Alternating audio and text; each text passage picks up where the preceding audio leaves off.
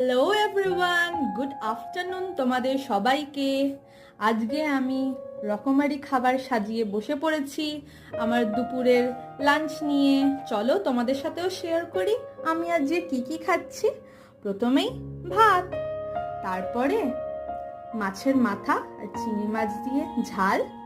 এটা হচ্ছে high in protein, এতে মিক্স ডাল, যত রকমের ডাল আছে রাজমা থেকে নিয়ে তারপরে তোমাকে ছোলার ডাল, মুগের ডাল, মুসুর ডাল, মুগ কলাই ডাল, সব রকম। তারপরে তুমি এটা দেখতে পাচ্ছ, এটা হচ্ছে হোয়াইট লোবিয়া।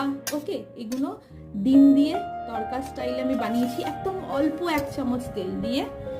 আর এইটা হচ্ছে চিংড়ি মাছ বেটে, অর্ধেকটা চিংড়ি মাছ তো আমি দেখালাম ঝাল করেছি, আর এইগুলো অর্ধেকটা চিংড়ি মাছ পুরো মিক্সারে পেস্ট করে আদা রসুনের সাথে বড়া বানিয়েছি। গরম গরম খেতে একদম দারুণ লাগে, মাংস ছেড়ে তুমি এটা খাবে। আর তার সাথে তো টক দই আর শশা আছে। ভালো লাগলে একটা লাইক করে দিও।